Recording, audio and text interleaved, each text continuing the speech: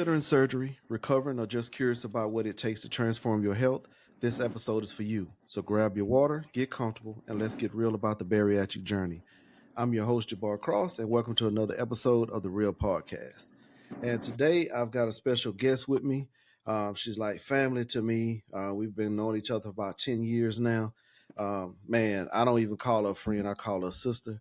So, welcome, Tiffany Pimpton, to this episode of this bariatric surgery podcast.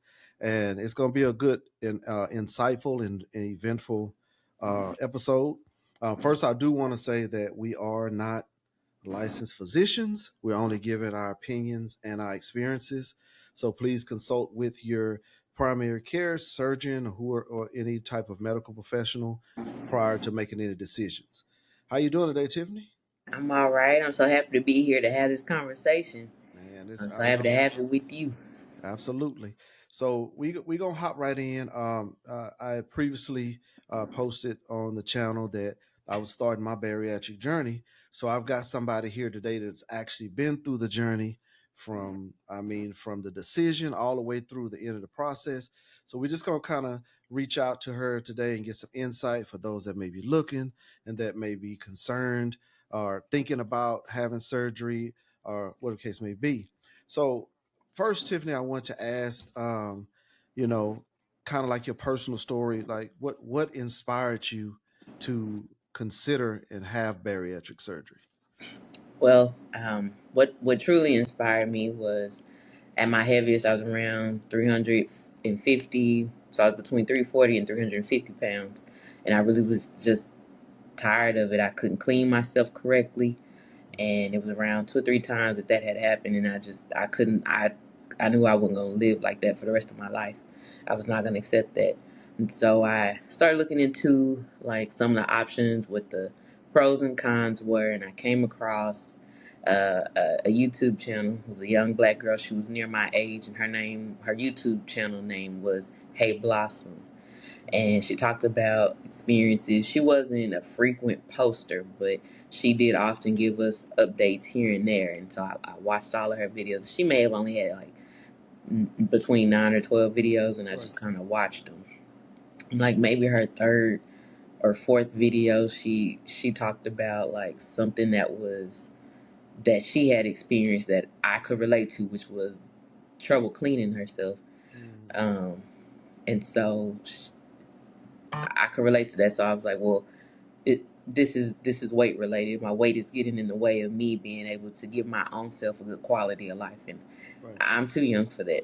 So, um, next thing I knew, I was researching other people, and I seen a friend of mine who went to school with me. She also had weight loss surgery, and she was dropping the weight real fast. She was looking good, and she looked real happy. And I was like, I want to be happy too. So I one of the things Blossom said too that caught my attention was her sex life was better, and she was having better orgasms and stuff. And I was like, sign me up! I want to experience that. So it just seemed like it was a smart thing to do. Right. So when you had your surgery, what type of surgery did you have? Which one? I had the gastric sleeve. Okay. Yeah, for those that don't know what that is, the gastric sleeve is where they take about 75-80% of your stomach and they remove it. It's leaving like a small, like a banana shaped sleeve. It limits how much you can eat, reduces the hunger hormone, ghrelin. It's effective weight loss, and there's no rerouting of the intestines, shorter surgery time. Only con I would say was it's irreversible and it has a higher risk of acid reflux and heartburn. There are like 3 or 4 more different types. Kind of do the research yourself on that. Me myself, I'm not sure which one I will have. I'm supposed to have a GI exam to see for acid reflux purposes which one I would go with. However, I do have a say so in the matter, so I'm probably going to go with the sleeve too because I just feel more comfortable with that one.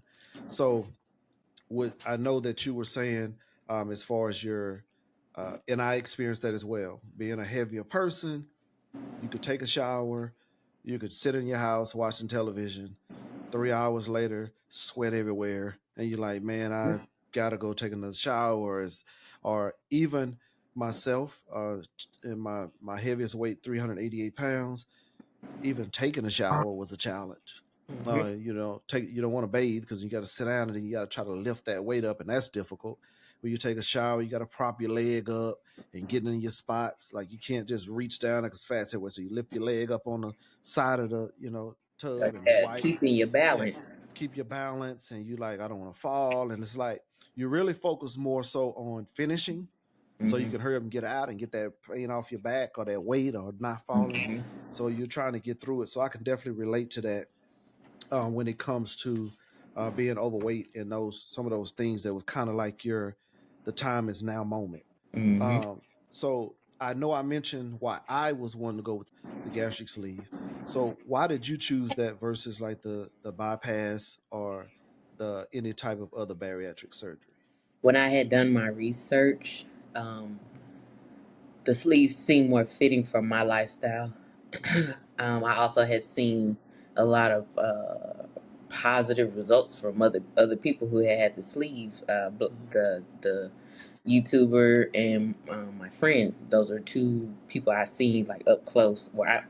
My friend up close, but Blossom, she lost it and she didn't have a lot of issues. I do know some people do have issues after, Okay. um, but the issues that they weren't comparable to the issues that I could have had I not done the surgery. So they it outweighed it for me. So the other surgical options, my physician, my bariatric doctor, Dr. Hmm. Rodriguez, he also suggested just do the sleeve because I was still young, and should something happen to me, I still have a fighting chance. Because with the sleeve, I still can absorb things better than somebody who had the bypass or the switch or the lap band. Okay. So it, he suggested it, and I agreed. See, he had the best medical opinion. Right. Yeah, absolutely. And also guys, keep in mind your journey is your journey. We've talked about she had the sleeve done. I'm looking at having the sleeve. However, you guys gonna have the best outcome for yourself when you get with your surgeon. So by no means are we saying don't go with the other ones or this and that, because what's good for us may not be good for you guys. So definitely not saying that. Like so, always check with your surgeon in regards to what's best for you. Now you have the surgery. I would have to say, so I hear a lot of things about it. So what would you say your relationship with food was, and how did it change after the surgery? My relationship with food prior to the surgery was a comfort. My food was a comfort. It wasn't a Okay. nutritional thing. It wasn't a sustenance thing. uh, I'm only eating to comfort my loneliness or Right. how I'm feeling. Now when I eat today, when I eat, I'm eating for a purpose. I'm eating lentils and beans and legumes and things I wouldn't have even considered Right. prior to the surgery. Cooking things differently, poached salmon, like Hmm. uh, it's a beautiful thing, the relationship I have with my food now. The research I do, uh, I try to find out what does this thing do for my body. Right. How will this help me? Will this harm me? If it's harming me, I don't want it. uh, but yeah, the relationship with the food changed when I mentally seen what the food is supposed to do for me. It's not Right. supposed to hurt you. Right. Yeah, and I definitely know you have, because the difference between yourself and me is that. So I mean, you're always telling me, "Hey, this is you should try this." And half the time, it's like foods, and I'm like, "What is that even? I've never even heard of it." So it's good to have you, to kind of encourage and kind of get me on that right pace, because I'm gonna have to do that Hmm. afterwards. I mean, it's gonna have to be adjustments. And I say that to lead into the next question I'll have is because mentally right now, when you say those things, it's like I'm so used to eating certain things.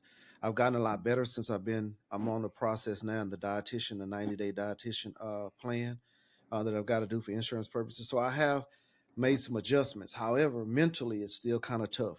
So, what role does mental health play in your long term success, yourself, and for other people? What do you think mental health does as far as your success of bariatric surgery? Your your mentality, the way you think about everything, is going to be determined. Your success is going to be determined on your mentality. Are you going through this process and looking at things totally different? Because you can't walk into this new thing the same person as you were before, because that's why you were in the situation you're in. You got to let that go, that old way of thinking, like, oh, I can eat this and then I'll just work out tomorrow. I'll work out next Right, week. That is sticking with you today, tomorrow, and until you work it off for the next 2 months.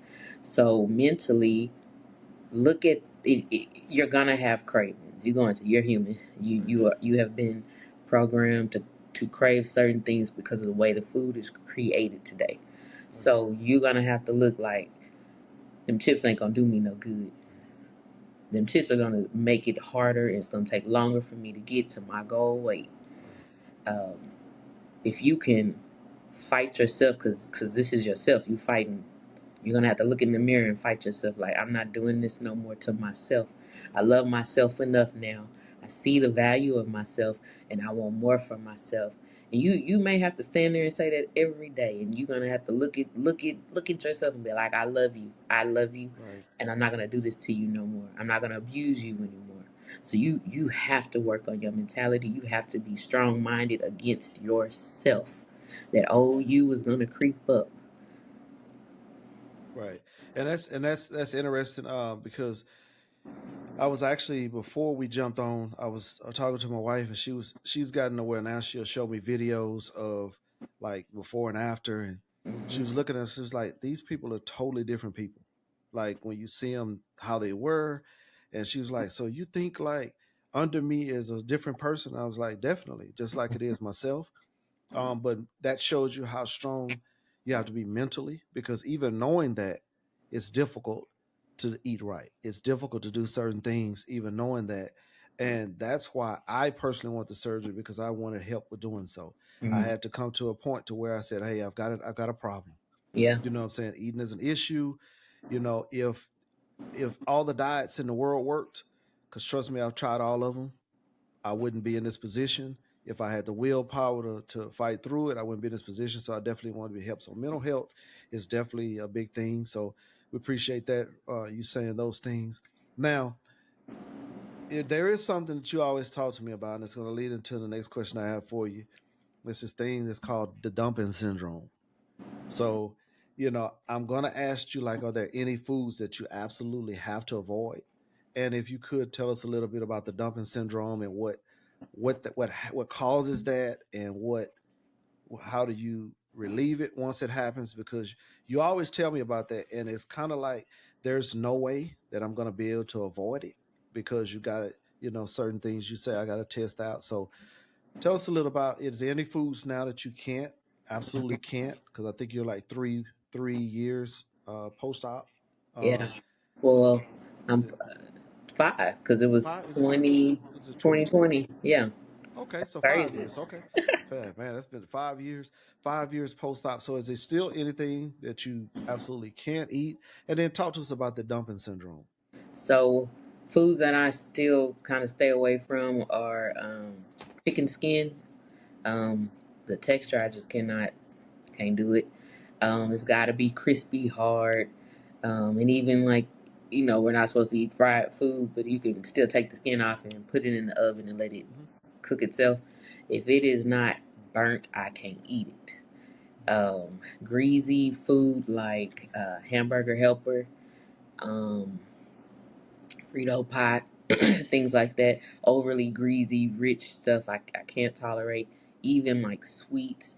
If there's a really rich cake full of the egg yolks, chocolate, and all that stuff, it will mess me up, and that those things will give me or send me into dumping syndrome. And for myself, the best way I can describe it, my experience with it, is what I would think is similar to someone whose sugar has dropped, or it rose too fast, or dropped too fast. and they need something to help regulate it. So basically, what happens in dumping syndrome is you have eaten something or you have drunk something that is too high in sugar or fat, or it could be a slider food. A slider food is like popcorn, chips, and in your system, or ice cream. Ice cream and soup is a slider too. Hmm. Soup can be tricky because you feel full when you eat soup, but a lot of that is air, and you're gonna burp and you're gonna have gas, and that's gonna go away, and that soup is gonna slide right through your intestines, and you're gonna still feel hungry and keep doing it. Okay. But your body is gonna be sending hormones to help break that stuff down. And if it's a fatty thing or a sugary thing, that's a lot of insulin coming to your body. I mean, going to Okay. your stomach to break it down really fast. But it Right. slid through. So when we say dumping, it your stomach dumped it, like it Right. had to get out of there. So Right. something else that can cause you dumping syndrome is like if you have eaten something and then you drink behind it, you're supposed to wait around 35 to 45 minutes uh, after you eat to drink. If you drink while you're eating, you're moving your food. It Hmm. is not getting a chance to truly be digested by your stomach acids. So now it is in your intestines. And your intestines is like, hey, you're not supposed to be in here. Send the insulin. Send the insulin. Insulin Right. is not supposed to be in your intestines. What is that going to do? It's going to cause you to have either going to come back up or come out. Right. And you're going to be shaky and clammy and Right. sweaty. And it's uncontrollable. In my situation, it's hard for me to talk, to tell somebody I need water or this is what I'm experiencing.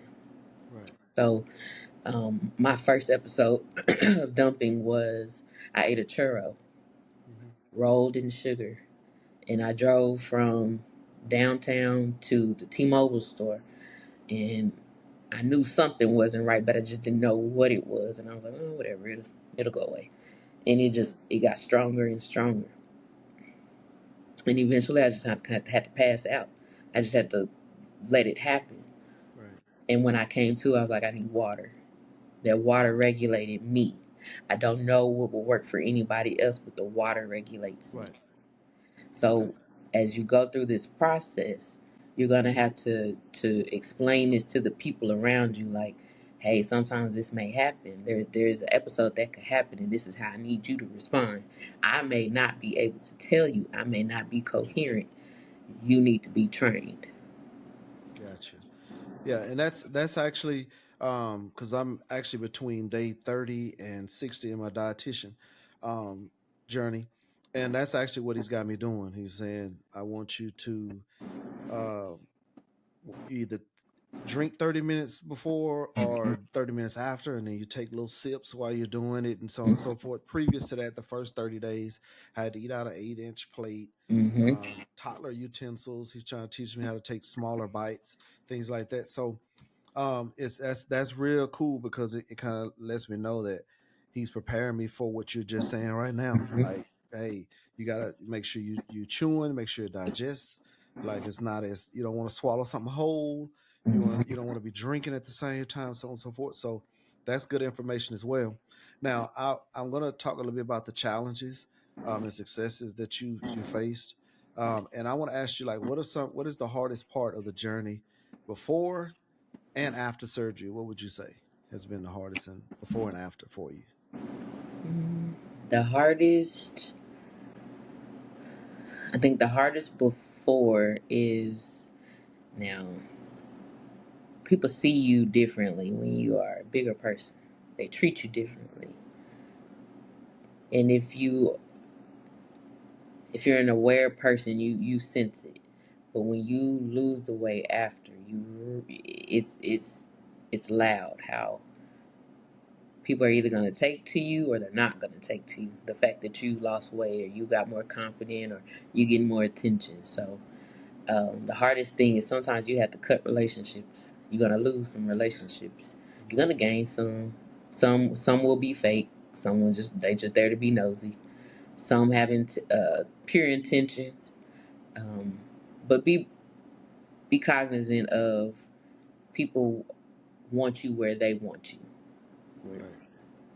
And where you want to be is not where they want you to be sometimes. Right. And it's okay, and it's gonna be hard, but it's okay to cut some of those relationships. That's interesting because I mean I kind of live by the motto I'm Jabbar now, so Hmm. um, I'll be Jabbar afterwards. So you can kind of tell like when certain people come around that's for that reason they kind of view you different. I've consistently told my wife like through this journey for me, looking good, looking better, or I guess the people would say, is not my top priority for wanting to have the surgery and lose weight. It's for Hmm. health purposes. I Right. want to be able to, in order to, I'm not as young as you are, but I am still a fairly young man. So I want to be able to go, on vacations and, I want to go to concerts. I want to do certain things. So I'm looking forward to feeling good. Um, so I don't really, as far as my social life, I don't really thrive to have anything different than it is now. Yeah. So I mean, you and I talk on a day to day basis just about it. It's gonna be the same people. Like for Yeah. me, Yeah. like no disrespect, but I'm not doing it for that. I'm doing it for so I can be a better person for myself, my wife, my Hmm. family, so on and so forth. So we talk about the weight loss. So I will ask you, like, have you dealt with any weight gain and like regaining of the weight once you fell off? Because I hear a lot about how you'll lose weight, a lot of weight within the first few months, Hmm. and then you'll hit a plateau and then you'll Hmm. gain some, and it's kind of like that's when the hard work has to kick in. Hmm. So have you dealt with any weight regain, and if so, how have you dealt with that? Yeah, I've definitely had some weight regain. Several things can contribute to the weight gain. Life happens, Hmm. circumstances change. Um, for myself, the way that I have dealt with it is you just gotta move. If I have a goal, well, I do have a goal, but I have a standard too. So I went from a size 24 to a size 12, right? Okay. Hmm. So when I start reaching back up to a 14, 16, I got to get back Right. in it. So I always keep my size 12s. I will not allow myself to go over those 12s. So that's when I know, hey, you're gonna have to get back right. Do your Right. start over, reset your pouch. You're gonna have to get back on it because we're not going back. We're not Right. going through that again Right. because we didn't do all this for nothing. Right. And so Yeah. I love to go to the gym now. I hated, I scared to go to the gym. I hated working out, but I definitely was afraid to go to the gym because I was scared of like being judged and not knowing and I truly didn't know what to do when I was going there. Like, I Right. guess I'll It's just get on the yeah. treadmill. Hmm. And so now that I have a trainer, um, he is the most helpful with helping me stay on track with my weight gain and keeping my body moving and keeping it strong. Yeah, absolutely, and that's crucial. You talked about the trainer, and we're going to actually invite him on here with us for possibly a part two to this as we go along this journey, because a lot of people think that the surgery is like you're not nothing's being given to you by having the surgery. Like you're still gonna have to put in hard work. You're still gonna run into those obstacles. You're gonna run into those plateaus, those gaining some of that weight back. And so that's why we kind of talked about the mental health earlier, because you're gonna have to get back focused at times, and you're gonna be like, and then mentally, you're used to being a certain way. Hmm. So I know I even talked to you about how you would feel once you lost weight. I mean, me, high heaviest weight being 388 pounds. If someone would tell me right now, you'll be 288, I'll be like, oh man, I won. Hmm. However, that's me saying that now. Once I get to 288, I'm probably like, man, I'm still like that fat guy, that big guy. So it's a journey. So that's very important that you said that. Well, another thing is you can't be too hard on yourself because when like you say I got to 288, your 288 is somebody's dream weight, you Right. know? Right. Like it's such a blessing that you even got there and you can keep Mm-hmm. going because some people Yeah. they don't even have the willpower or just the ability to get to 288 and all they dream about is if only I could be that size, if only I could be that Right. size. So I'm real grateful right now that I, although I'm not where I truly want to be, I'm not where I don't want to be, you Right. know? Right, and that actually leads into the next thing I was going to ask because we talk about the regaining the weight. We talk about getting frustrated, and even some of the groups that I'm in, I see people get frustrated. Hey, has anybody been stuck at a weight for 2 weeks or for a month? And then I always look at the comments. People say you got to hang in there. You got to stay at it. That happens. That's normal. So also one of the things that I see is they say sometimes the scale can be your worst enemy. As you say, stay off the scale every day. Sometimes don't even go on it every 2 weeks or every month. So, what milestones or non-scale victories have meant the most to you on the journey? Like besides stepping on the scale, what about your journey as far as losing weight has been most victorious for you? Conquering my fear of the gym. I love lifting weights now.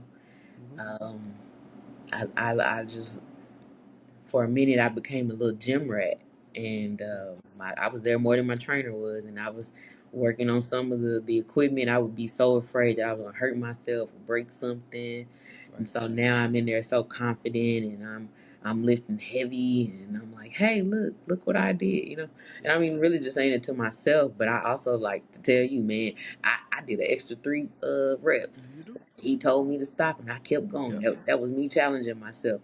And that's Hmm. when I mentioned, like, you gonna have to step outside of yourself and look at yourself and be like, do it. Just do it. Right. What do you have to lose? Just try it. Do it.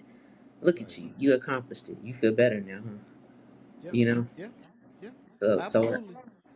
I think that's my biggest accomplishment besides being able to lotion my feet without being out of breath. That's a challenge that I think that everybody that's been on the larger side, when you kind of got to lean to the side and bend over and It's like, oh, put let your me get put it your foot on. in there and then just kind of let the carpet help you and pull it up.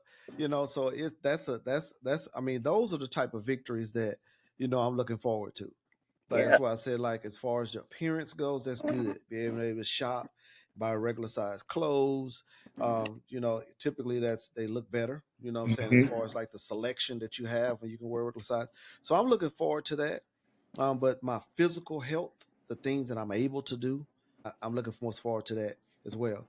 So if we were kind of like giving, if you kind of give like advice to people, and kind of reflection on your journey, like what do you wish you had known before you had the bariatric surgery? Truly understanding understanding how food works with your body. This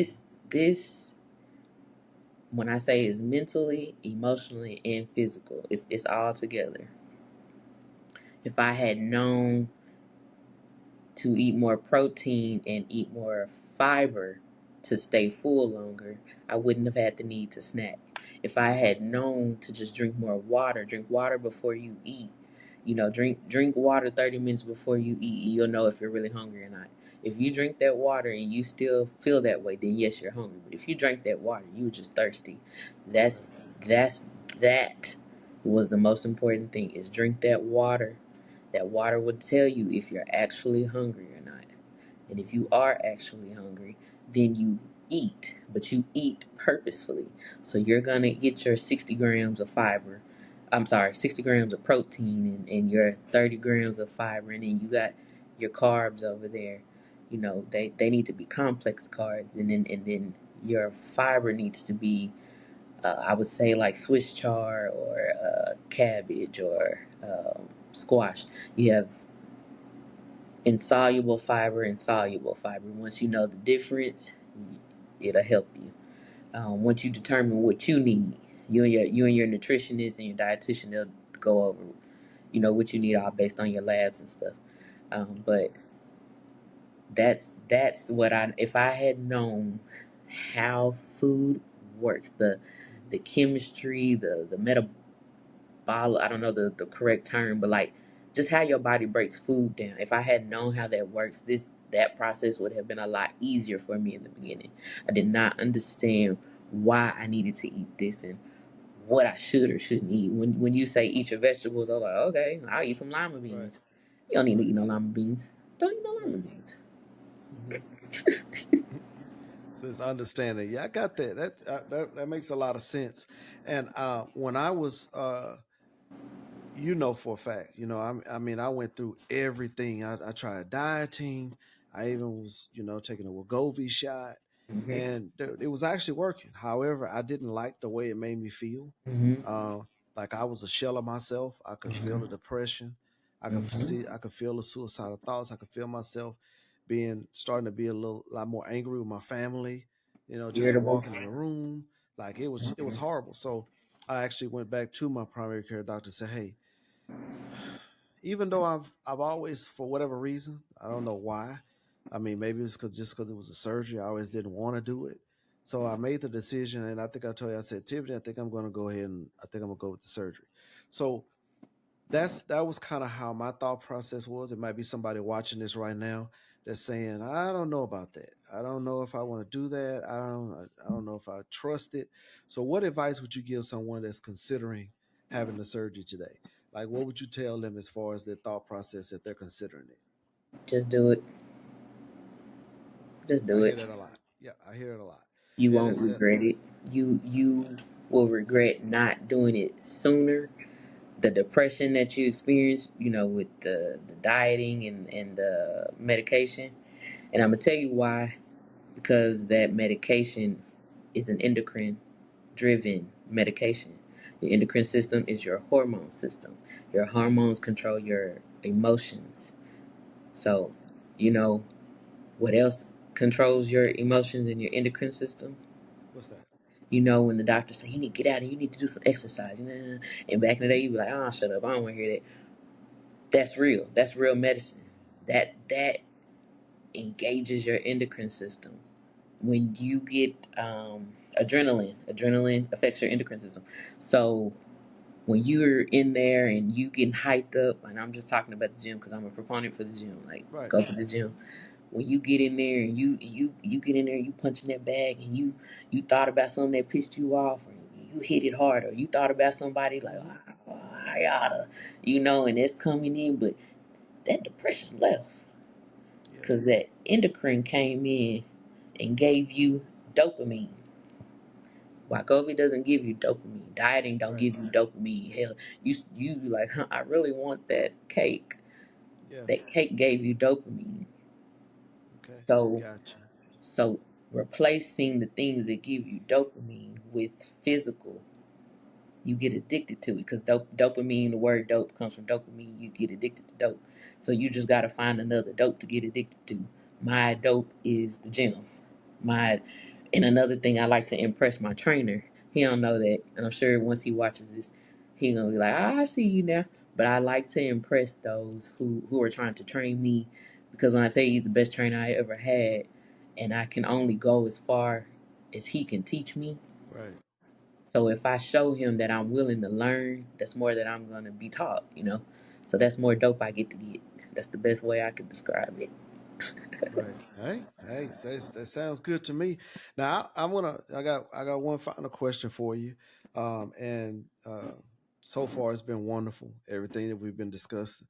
But I do want to ask you a question because one thing that I fear, I was actually in at some family member's house over the weekend down in Houston, Liberty, Texas, and I was talking about the weight loss surgery, and they were telling me about another family member that had it, and they Hmm. were saying, okay, but make sure you don't do what they did. And I was like, what do you mean by that? And they was like, because they pretty much gained all the weight back. You know what I'm saying? Since they did it. And then, some of the other people saying, well, yeah, they didn't follow the diet. They didn't do this and do that, blase, blase. So let me ask you a question. How do you stay motivated long term? I mean, I know we kind of, touched on it earlier, but 5 years post op, and I've seen your journey, and you're definitely maintained. Hmm. You haven't nowhere near where you were when you started. So, what have you done to stay motivated long term throughout the process? Love myself. I love myself totally different today than I did then. I I I I didn't give up on myself. I saw the potential in me, and I reminded myself over and over and over, you don't gotta live like that no more. You do not have to live like that. You had the opportunity. You took it, and you gonna keep it. Don't throw this away, because that's a lot of pain to go through again. And yes, you could get a revision, but why? Right. Why go through that? Why the when you come out of surgery and that gravity hits you when you gotta stand up and walk? Why would you ever want to go through that Do again? it again. Yeah. So that alone, like that pain alone, and also the results I saw, I loved how I looked. I loved how I felt. I didn't like how I looked, and I didn't like how I felt. And I don't ever want to go through that again. Right. So for Hey, me, that was enough. absolutely. Hey, well, we really do appreciate you, Tiffany, jumping on with us today. We will do another part to this, so you guys can stay tuned for it. Because as my journey continues, I'll keep sharing that with you as well. And like I said, we're going to see if we can get our trainer on. And I say our trainer because I actually did go to him for a while, but that was during that phase that I talked about where I lost my motivation. And so I used finances and I used, being busy and all those things to not go back to them again. However, I know now I have to, because as you're losing weight, you want to have the strength training. So we definitely want to. We thank you for coming on with us today. We'll tell you guys that this was just our experiences and our opinions. We're not licensed medical professionals, so what we're saying is just kind of like to give us a blueprint of what to expect and kind of give us the Hmm. confidence. But please consult with Yeah, your doctor. medical, physician, surgeon about what's best for you. So Yeah, we appreciate you hopping on with us tonight and taking the time out to give us that wisdom. you And we so hope welcome. we can get you back. Make sure you subscribe to the channel, hit the notification bell so you will be notified of when we drop another video. And I want to thank everybody, and we'll holler at you later. Bye.